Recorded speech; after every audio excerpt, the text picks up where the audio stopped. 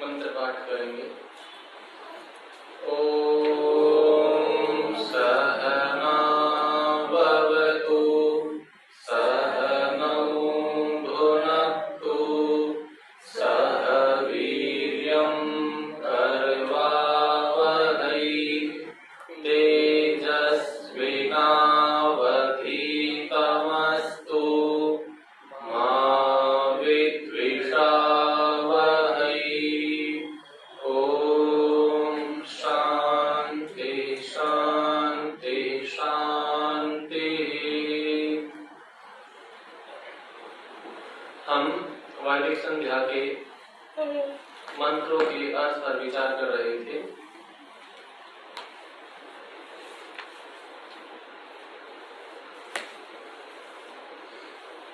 हमने कल पहला मंत्र, दूसरा और तीसरा यहाँ तक किया था और मैंने निवेदन किया था कि आप इसका अर्थ देख कर आइएगा, आपसे पूछेंगे।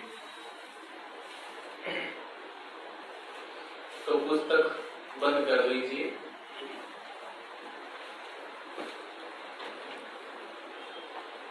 और हाथ उठाना है जिसको पता हो, बोलना नहीं, उत्तर नहीं देना, हाथ उठाएंगे, उसके बाद पूछने पर बताएंगे। संध्या किसे कहते हैं? हाँ जी, अच्छा जी, हाँ जी, स्वामी जी बैठ के बता दीजिए, कोई बात नहीं। सम्यक समझाती संध्या। अच्छा जी, हिंदी में क्या कहेंगे, अनुवाद क्या होगा इसका?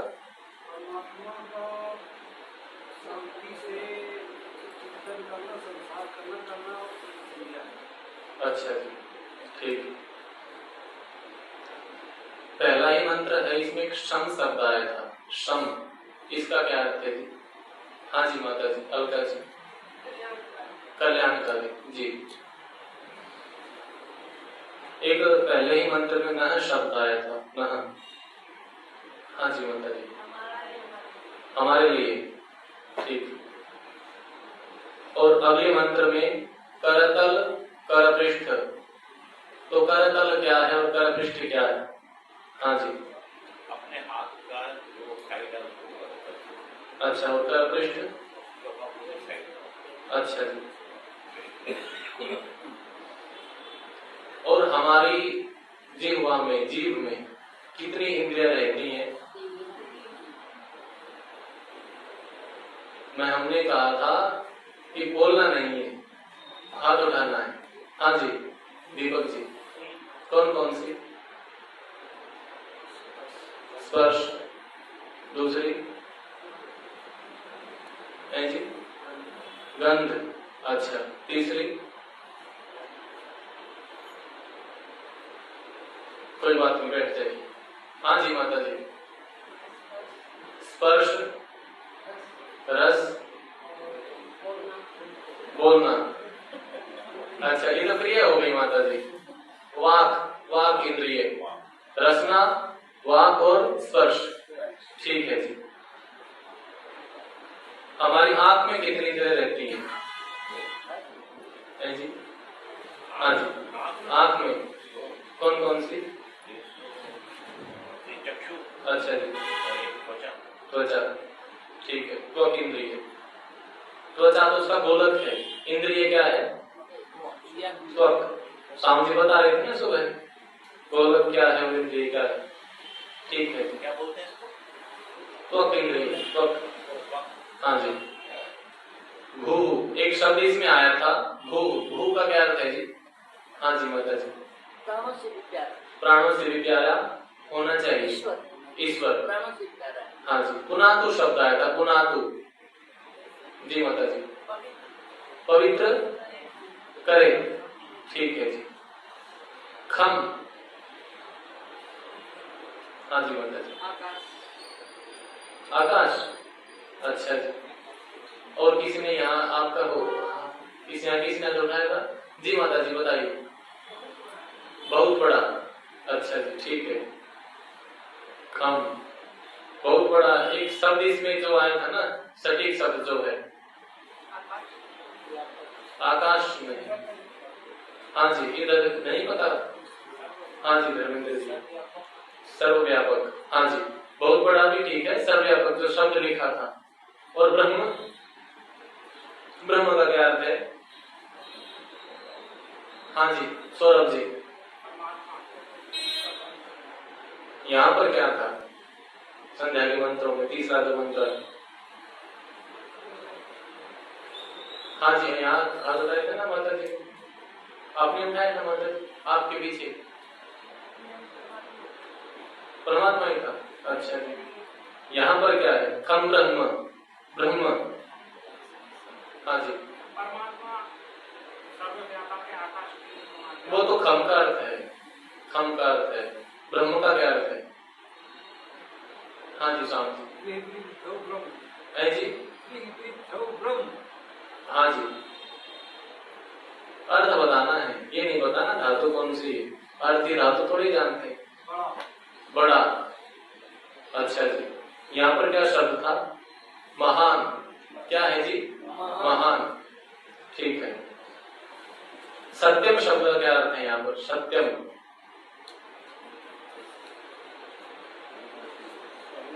हाँ जी, अविनाशी,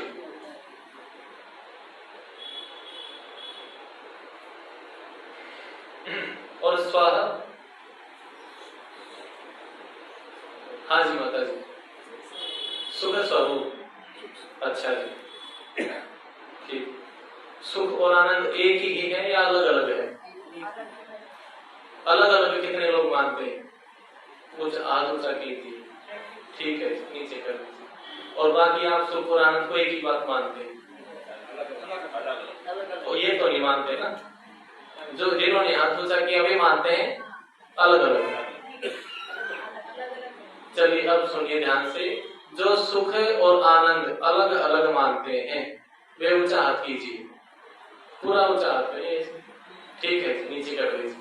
तो बाकी जो बच गए वे हैं जो सुख और आनंद को पर्यायवाची शब्द मानते हैं, ठीक है जी, पहला बच्ची, ऐसा ही है ना। अब ठीक है, इस पर चर्चा करेंगे। जनः, जनः शब्द का आया था इसमें, जी माता जी, जनक का मतलब उत्पत्ति करता, जन्म देने वाला, जगत उत्पादक। महा, जी माता जी सबसे पीछे। एक तो देखो जी, बोलने के लिए निवेदन किया था, महान का क्या अर्थ बताए माता जी? महान, महान नहीं, महान नहीं माता जी, यहाँ जो लिखा था है जी, नहीं जी, हाँ बड़ा। एक और शब्द था जो यहाँ लिखा हुआ है, पूजनीय, पूजा करने योग्य, सबसे बड़ा पूजनीय। तपह, हाँ जी माता जी, दुष्टों को दंड देने वाला, ठीक है जी। इसके लिए और भी कोई शब्द आया है जो दुष्टों को दंड दे रुलाता हो, क्या कहते हैं ऐसे ईश्वर को? रुद्र कहते हैं, ठीक है जी।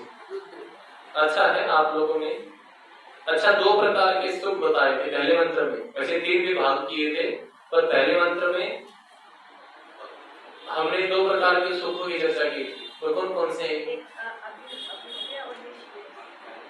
पहला क्या है? अब आप बोल के बताइए। पहला अभ्युदय, अभ्युदय, निःश्रेयस, ठीक है। जो मोक्ष वाला सुख है उसको कौन सा सुख कहते हैं? निःश्रेयस। और जो सांसारिक उसको क्या कहते हैं? अभ्युदय, ठीक है। और इसके अतिरिक्त हमने सुखों का कितने विभाग किए थे? सुखों के 3। अब आप सारे बोलेंगे, अब एक एक नहीं, अभी आप सामूहिक रूप से उत्तर देंगे। कितने प्रकार के सुखों की चर्चा की थी? 3। पहला सुख कौन सा था? ऐन्द्रिय। इसमें कितने विषयों को भोगा जाता है? 6। छठा कौन सा है जी? जिसको भोगा जाता है, हमने ये पूछा है जिस कितने विषयों को भोगा जाता है? मन तो भोगने का साधन है ना जी, मन को तो भोगा नहीं जाता। तो 5, रूप, रस, गंध, स्पर्श और शब्द। शब्द शब्द किसका गुण है? आकाश। आकाश में केवल शब्द गुण है और भी है? और भी। हाँ जी, किसका प्रश्न था जो सामने से पूछ रहे थे? यहाँ थे ना, आप में से पूछ रहे थे। और क्या क्या गुण बताए थे स्वामी जी ने? ठीक है जी। और ये कौन से दर्शन का विषय है? वैशेषिक। ठीक है जी। अब हम आगे चलते हैं। पृष्ठ संख्या 25। जिनके पास पुस्तक निकाल लीजिए, जिनके पास नहीं है पड़ोसी की पुस्तक से देख सकते हैं। पृष्ठ संख्या 25। हमने यहाँ तक आचमन किया, इंद्रिय स्पर्श किया और ईश्वर की प्रार्थना पूर्वक मार्जन किया। अब प्राणायाम मंत्र है। योग दर्शन के अनुसार प्राणायाम 4 प्रकार के होते हैं। कितने प्रकार के होते हैं जी? 4। बाह्य, अभ्यंतर, स्तंभवृद्धि और बाह्य अभ्यंतर विषयाक्षेपी। ठीक है। अब इस 4 के अतिरिक्त जितने भी हैं उनका जिक्र योग दर्शन में नहीं। और जो भी अनुलोम विलोम, भ्रामरी या जितने भी बच गए, 4 ही महर्षि पतंजलि जी ने, महर्षि व्यास जी ने स्वीकार किए हैं योग दर्शन में। और अष्टांग योग का जो शास्त्र है वो कौन सा है जी? योग दर्शन। और उसका जो भाष्य है महर्षि व्यास जी का। तो यहाँ पर प्राणायाम का अर्थ ही 4 प्राणायाम ही समझने चाहिए। अनुलोम विलोम की चर्चा नहीं है यहाँ पर, भ्रामरी की चर्चा नहीं है। तो ये मंत्र है, हम केवल मंत्र पढ़ेंगे क्योंकि अर्थ हम इसका पहले मंत्र में कर चुके हैं। मिलकर बोलेंगे। ओम भूः ओम भुवः ओम स्वः ओम महः ओम जनः ओम तपः ओम सत्यम। तो महर्षि जी ने प्राणायाम के विषय में लिखा है पंचमहायज्ञ विधि में कि जैसे वमन होता है, जैसे उल्टी आती है, उस समय कुछ भी अंदर रखने की इच्छा नहीं होती, सब बाहर निकलता है झटके से। ऐसे झटके के साथ वायु को बाहर निकालना है, पर शरीर नहीं हिलाना, शरीर तो स्थिर रहेगा। और कुछ देर के लिए जब तक घबराहट न हो तब तक रोकना है बाहर। और जब घबराहट होने लगे तो किंचित रुक के फिर धीरे धीरे अंदर लेना। अब जब अंदर लेते हैं, इसको आप जितने धीरे लेंगे उतना अधिक लाभ होगा। आरंभिक काल में भूल हो जाती है कि वो झटके से छोड़ते हैं और वो घबराहट होती है तो झटके से लेते हैं। फिर तो झटके से लेना नहीं, लेना बहुत धीरे धीरे। और एक प्राणायाम करके 2-4 सामान्य श्वास लेंगे और उसके बाद फिर करेंगे। और पहला जो प्राणायाम है बाह्य अथवा अभ्यंतर, किसी का भी अभ्यास करें। मान लीजिए हमने आज आरंभ किया तो अगले लगभग 3-4 वर्ष तक केवल इसी का अभ्यास करना है, दूसरा नहीं करना। और उसके बाद दूसरे का अभ्यास करना है। तो 5-6 वर्ष तक हमारे 2 प्राणायाम होंगे और उसके बाद तीसरा करना है और उसके बाद चौथा करना है। जब चौथा हो जाएगा 10-12 वर्ष के बाद, फिर सुबह बाह्य, शाम का अभ्यंतर, अगली सुबह तीसरा और अगली शाम चौथा, ऐसे क्रम चलेगा। ऐसा पूज्य स्वामी बाह्य प्राणायाम में उद्यान बंद, मूल बंद और जल बंद नहीं, ऐसे कहीं चर्चा नहीं है, चर्चा नहीं है। रामदेव जी तो ये कहते हैं पतंजलि की वो है नहीं, वो तो उनकी व्याख्या है जी। महर्षि पतंजलि ने ऐसा कहीं नहीं कहा। वो तो उस व्यक्ति की अपनी बुद्धि, वो क्या अर्थ लेता है। महर्षि जी ने ऐसा नहीं कहा। और कहा है तो प्रमाण दिखा देंगे, हम अड़े नहीं है, स्वीकार कर लेंगे।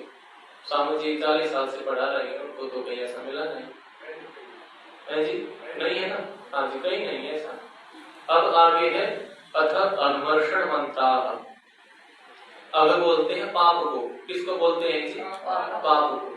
मर्षण मतलब मसलना, पाप को मसलना।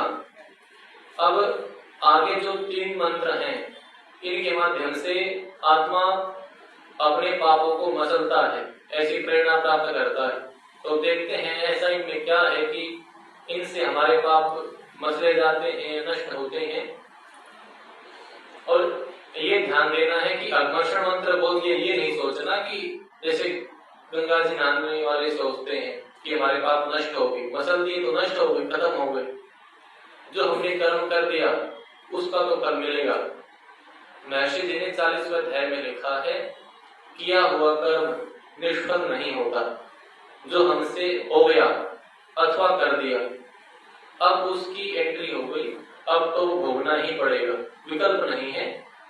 हाँ, यदि हमको डर लग रहा है, हमको दुख से बचना है, तो आगे सावधानी बढ़ानी पड़ेगी, आगे नहीं करें। पर अब तो हो गया, इसकी कैंसिलेशन का या कम दंड मिल जाए ऐसा कोई प्रावधान नहीं है, ऐसी कोई सिफारिश नहीं चलती वहां पर ईश्वर के पास।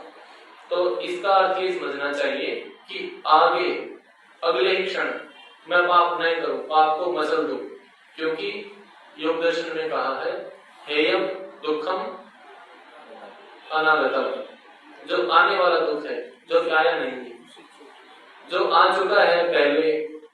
हमको जो मान लीजिए 12 बजे भूख लग रही थी, तो वो तो दुख हो गया, और जो अब इस समय चल रहा है इसको भी हम अनुभव कर रहे हैं। और जो अगले क्षण आने वाला है, अगली सेकंड, अगले मिनट, अगले घंटे, अगले दिन, अगले साल, अगले जन्म, उस दुख से बचना है और उस पर ध्यान धरना है। पर व्यक्ति यहाँ भूल कर जाता है, उस पर तो ध्यान विशेष देता नहीं, और जो पहले की दुख है उसको याद करता रहता है, उसने मेरे साथ ये किया, उसने मेरे साथ ये किया। तो इस प्रकार का चिंतन हमको दुखों से बचाएगा कि हमको आने वाले दुख से बचना है। तो हम क्रिया रूप में कुछ आचरण करेंगे तो लाभ होगा। अब पहला मंत्र मेरे साथ मिलकर बोलिएगा, ओम ऋतं च सत्यं चाभिद्धा तपसोऽध्यजायत ततो रात्रजायत ततः समुद्रो अर्णवः। शब्दार्थ, ऋतम वेद ज्ञान, च और सत्यम कार्य जगत, अविद्धात ईश्वर के ज्ञानमय तपसः सामर्थ्य से अध्यजायत उत्पन्न हुआ है। ये पहली पंक्ति का अर्थ हुआ। दो बातें हैं, ऋतम और सत्यम। सत्यम तो वैसे सत्य को कहते हैं संस्कृत में, सत्य सच्चाई, पर यहाँ पर इसका अर्थ सत्य नहीं है, सच्चाई नहीं। यहाँ पर इसका अर्थ है कार्य जगत, जो दिखता है, जो संसार है। और ऋतम वेद ज्ञान, 4 वेद हैं और उसमें लगभग 20,000 मंत्र हैं। तो ये वेद ज्ञान और ये कार्य जगत दोनों ही किससे उत्पन्न हुए हैं? ईश्वर के ज्ञानमय सामर्थ्य से। ईश्वर में बहुत सारा ज्ञान है, इसीलिए उसको क्या कहते हैं हम? सर्वज्ञ।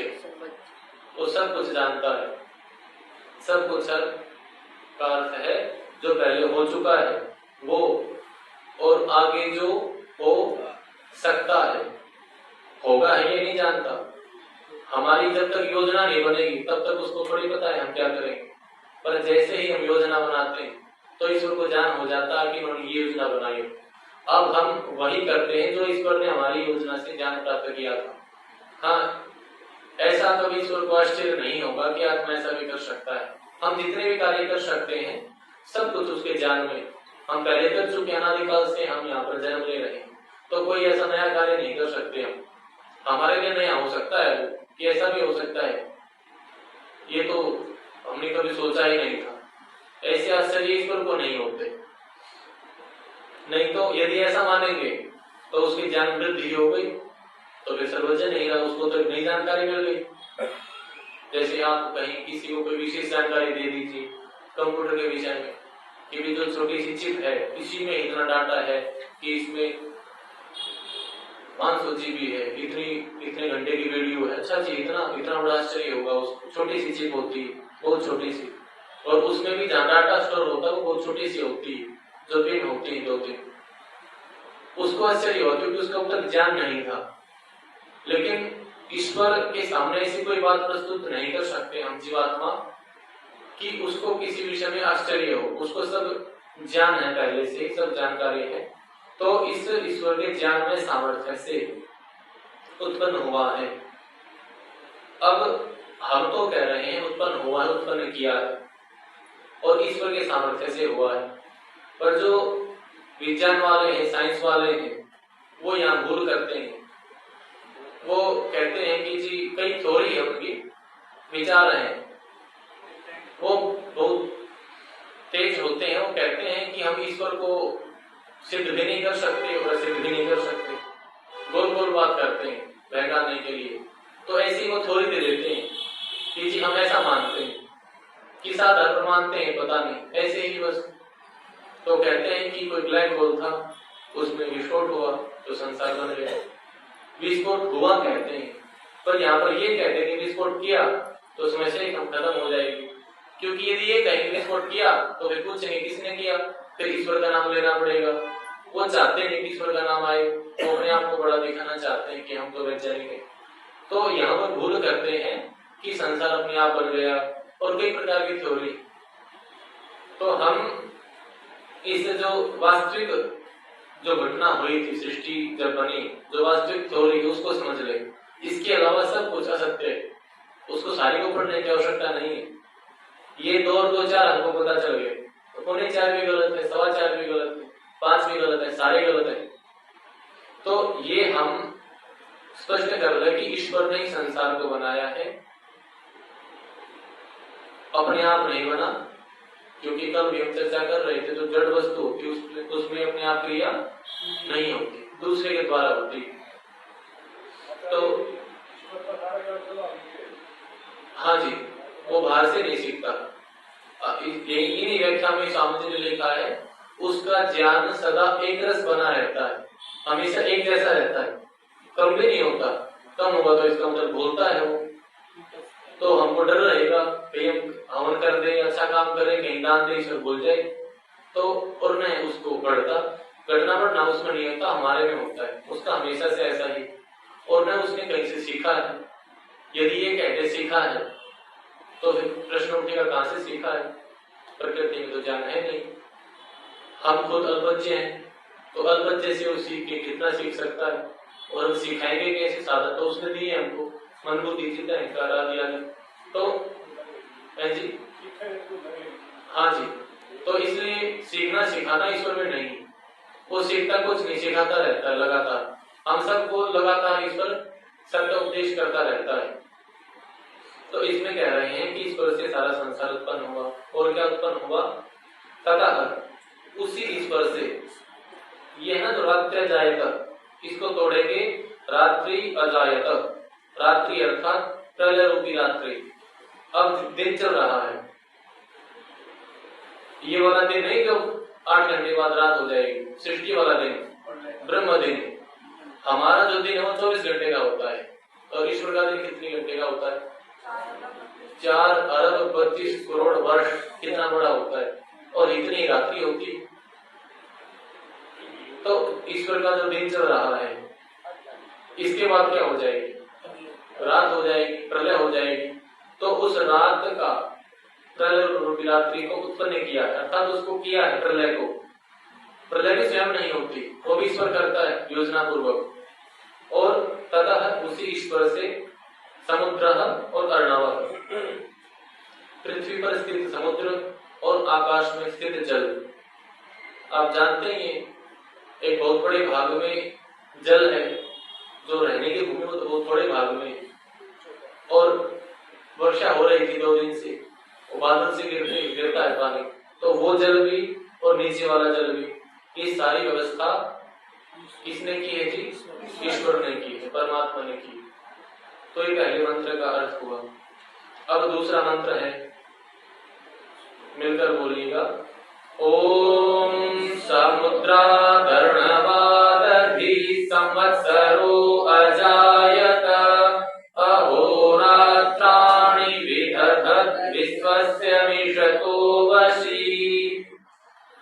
समुद्रात्, पृथ्वी पर स्थित समुद्र, अर्णवात, आकाश में स्थित जल की उत्पत्ति के अधि पश्चात।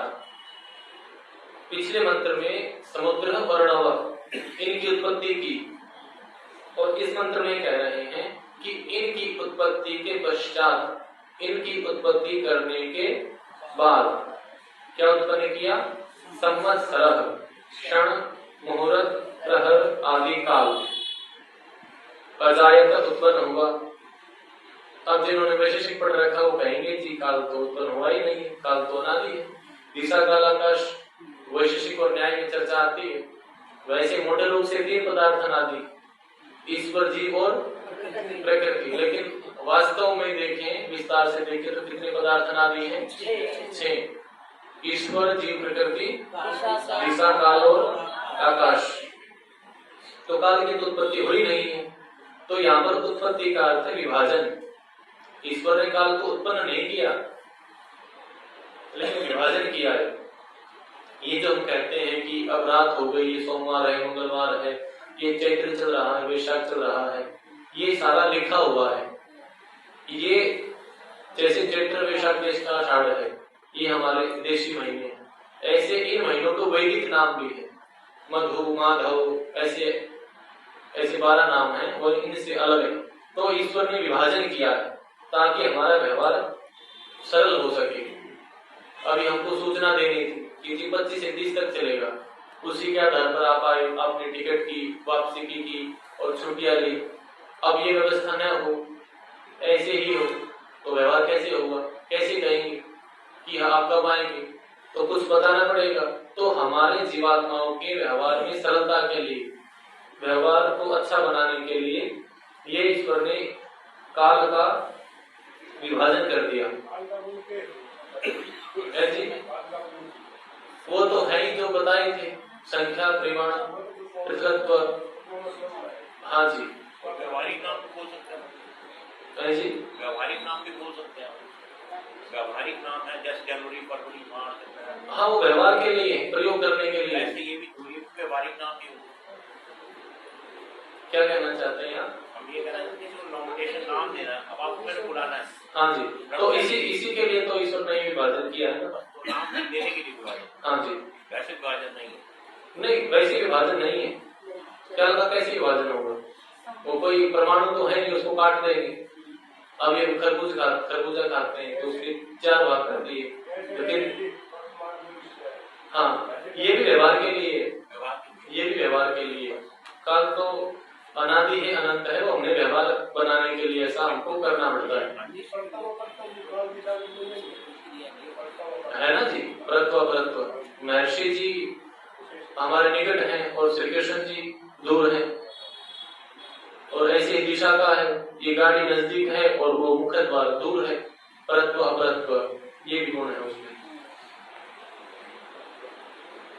विदधत रचा है मिषटः सहज स्वभाव से, वश में करने वाले ईश्वर ने, परमात्मा ने सारा सब कुछ रचा है काल आदि, और सरलता से, और दुखी नहीं हो रहा इसको करते हुए। पहले एक जैसे भूकंप आता है तो भूकंप क्यों आता है जी? पहले के लोग क्या कहते थे जी? बैल है वो ऐसे करता है, सिंह हिला दिए तो भूकंप आ गया, शेषनाग है। हाँ, ऐसा नहीं है।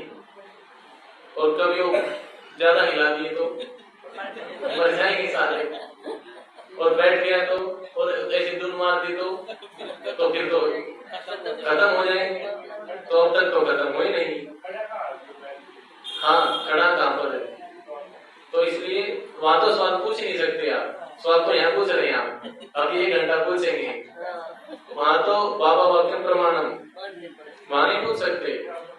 एक कहीं लिखा हुआ है, कोई महात्मा जी प्रवचन करते हैं, आप चप्पल और बुद्धि बाहर रख के आए। चप्पल तो मेरे को आते हैं, लेकिन बुद्धि के बिना काम नहीं चलता यहाँ पर। कोई है ऐसे कथावाचक पौराणिक, क्योंकि बुद्धि लेके आएंगे तो प्रश्न करेंगे, अब प्रश्न करेंगे तो महात्मा को प्रश्न छूटेगा। हाँ जी, ऐसा होने का है। तो इसलिए वहां पर प्रश्न नहीं पूछ सकते। जो प्रश्न नहीं पूछते वही रहते हैं वहां पर। जैसे ही प्रश्न खोजी बुद्धि होगी, सत्य की खोज जैसे ही करना आरम्भ करेंगे तो बढ़ते बढ़ते बढ़ते बढ़ते यहाँ पर आएंगे, वेद में आएंगे, आर्य समाज में आएंगे, ऋषियों की शरण में आएंगे। तो ये दूसरे मंत्र का अर्थ हुआ। अब तीसरा मंत्र है, साथ मिलकर बोलिएगा।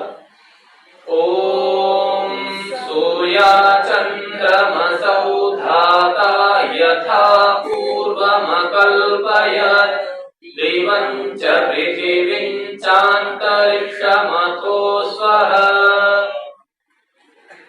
सूर्याचन्द्रमसौ, सूर्य चंद्रमा आदि लोकों को धाता धारण करने वाले ईश्वर ने यथा पूर्वम पूर्व कल्प के समान अकल्पयत रचा है।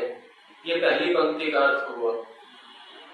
जिस ईश्वर ने जो पहले दो मंत्रों में बताया ये रचा है, उसी ईश्वर ने जो सूर्य चंद्रमा और इसके अलावा भी जो लोक लोकांतर है इनको रचा है, इनको बनाया है। और कैसे बनाया है? पहले के समान। स्वामी जी पहली कक्षा में बता रहे थे ना कि सृष्टि पहली बार नहीं बनी। यदि ऐसा मानेंगे पहली बार बनी तो क्या दोष आएगा? अन्यायकारी हो जाएगा। पहले जन्म में किसी को कुत्ता बनाएगा, किसी को पशु बनाएगा, किसी को मनुष्य बनाएगा, किस आधार पर? कर्म तो किए ही नहीं है, पहली बार सृष्टि है, तो फिर वो तो अन्याय होगा अपनी मर्जी से।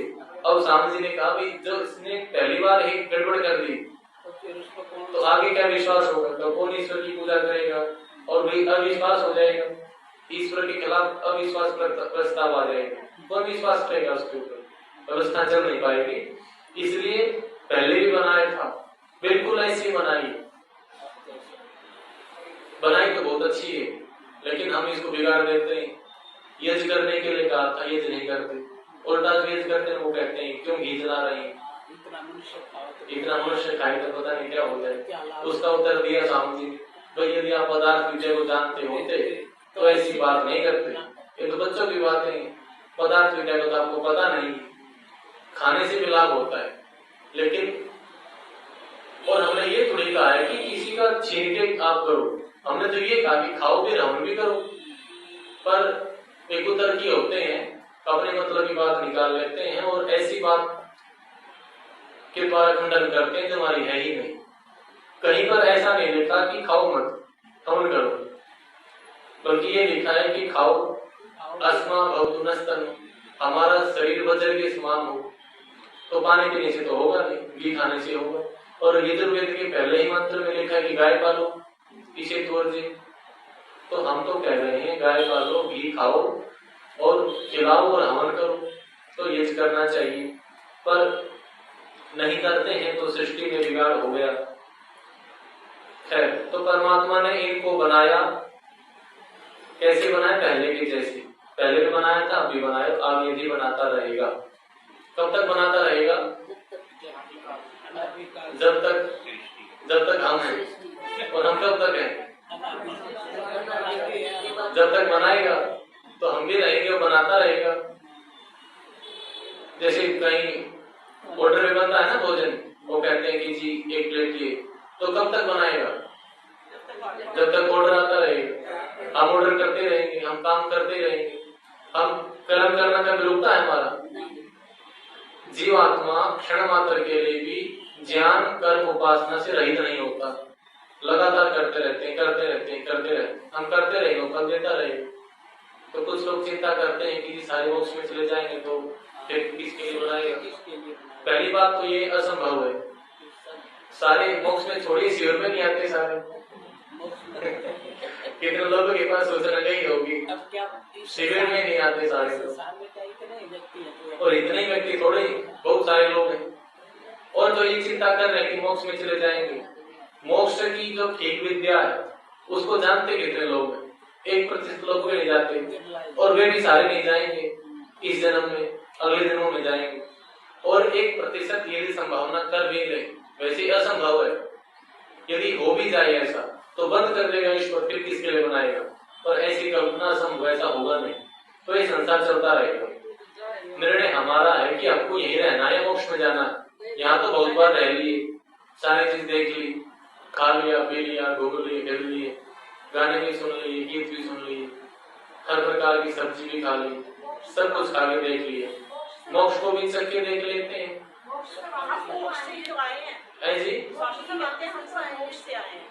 जी माता जी, हाँ आए हैं ना, तभी तो वहाँ जाना चाह रहे हैं। आप कहाँ पर जाएंगे? यहाँ से शिविर से घर पे जाएंगे। कहाँ से आए थे? घर से आए थे। तो हम मोक्ष में से आए और मोक्ष में ही जाएंगे। तो कुछ दिन के लिए आए हुए, कहते हैं ना कि वो व्यक्ति गुजर गया, यहाँ से चला गया। हम यहाँ से चल रहे हैं, बसे हुए नहीं है हम यहाँ से चल रहे हैं और चलते चलते कहाँ जाएंगे? मोक्ष में जाएंगे, पर हमेशा के लिए नहीं जाएंगे। दूसरा पक्ष सब कहता है कि जी फिर क्या फायदा हो, हमेशा के लिए नहीं जाएंगे तो यार इस समाज वाला मोक्ष अच्छा नहीं है, वापिस आना पड़ता है। एक है हमारे साथियों कहते हैं कि आप वाला अच्छा नहीं। क्यों अच्छा नहीं? क्योंकि वापिस आना पड़ेगा। अच्छा, उन वाले में वापिस नहीं है, वापिस नहीं हो तो नष्ट हो जाते हैं। तो अपने आप को नष्ट होना तो मोक्ष नहीं है। तो हम कुछ दिन तो भोगेंगे, 36,000 बार सृष्टि प्रलय होगी और आप तो नष्ट हो जाएंगे। आपने इतनी मेहनत की, सुख कौन भोगेगा? तो आपसे बढ़िया तो हमारा ही भले वापिस आना पड़ता है। तो हमको वापिस आना मंजूर है, नष्ट होना मंजूर नहीं है। तो इसलिए जो महर्षि जी ने व्याख्या की है मनुष्य उल्लास में, वही मोक्ष ठीक है ही एक प्रकार का, और वही अष्टांग के पालन से मिलेगा। तो पहले की तरह रचा है। और क्या रचा है और क्या बनाया है? ये 36,000 बार वाला जो है, इसका शब्द प्रमाण है।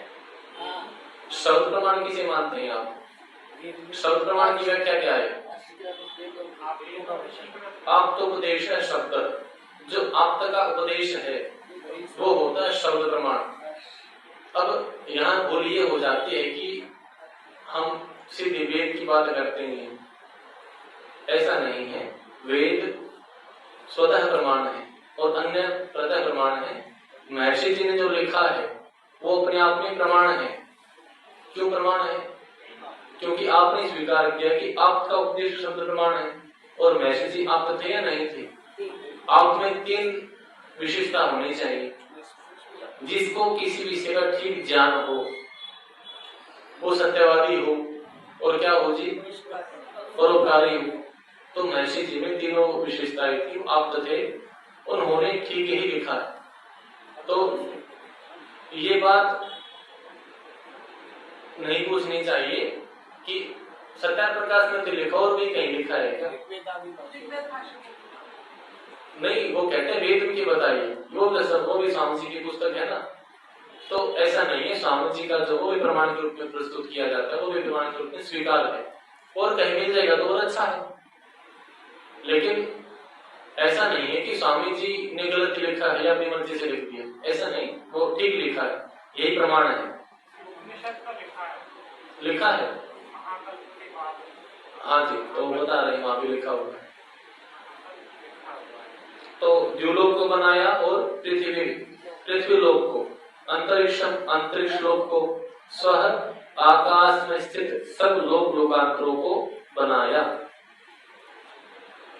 जो ये पृथ्वी लोक है और ऊपर सूर्य लोक है, द्युलोक है, इस दोनों के बीच का जो स्थान है, खाली स्थान, स्वामी जी ने इसके लिए पोलापन शब्द दिया है पंचमहेश्वरी में।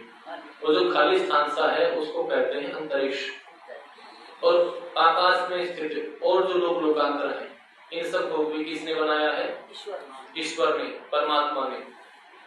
अब हमने कहा था कि इन मंत्रों से पापों का नाश होगा, पापों को मसला जाएगा।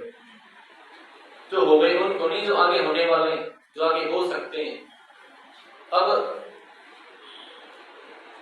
नियम ये है कि दंड के बिना कोई नहीं सुलझता और सामने वाले की शक्ति के आधार पर हम दंड का निर्णय लगाते हैं, अंदाजा लगाते हैं कि जी हमको कितना दंड दे सकता है।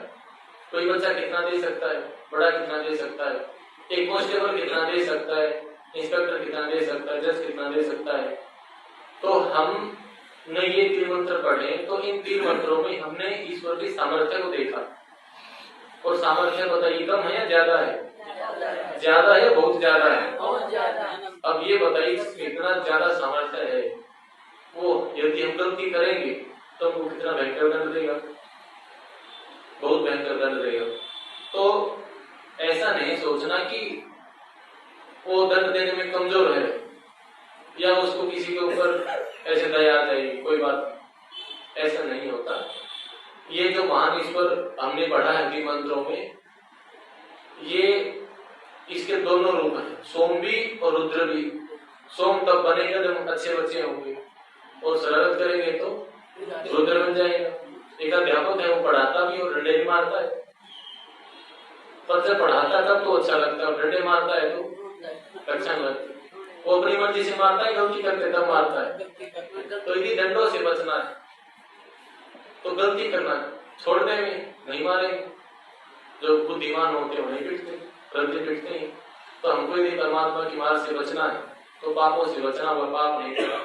और ये आपने देख लिया कि कितना बेहतर सामर्थ्य है, कितना विशेष बल है। और ये लिखा है कि मिशन है वशी, बहुत सरलता से, बहुत आसानी से इसको चला रखा है, कोई विशेष पुरुषार्थ प्रयत्न नहीं कर रखा। तो इस परमात्मा के इस स्वरूप को अपनी बुद्धि में निश्चित रूप से बैठा लेना चाहिए और दंड विधान को समझना चाहिए। जब तक हमें दंड समझ में नहीं आएगा तब तक हमारी ईश्वर की ओर गति नहीं होगी, मोक्ष की ओर गति नहीं होगी, मोक्ष को समझ नहीं पाएंगे, यही चक्कर काटते रहेंगे। दंड को समझें और जीवन की जो वास्तविक उन्नति है, मोक्ष की ओर गति है, उसको करें। ऐसा इन मंत्रों से हमें समझना चाहिए। हमारा कुछ भाग हो गया, कुछ शेष है, 2 कक्षाएं और हैं, उनमें भी चर्चा करेंगे। अब तक जो पढ़ा है हमने उस पर आप विचार भी कीजिएगा, चिंतन मनन कीजिएगा, और जो शब्दार्थ हैं उन्हें भी याद कीजिएगा। कल फिर पूछेंगे, इससे आपका पक्का हो जाएगा। अब हम ओम का उच्चारण करेंगे, कमर गर्दन सीधी।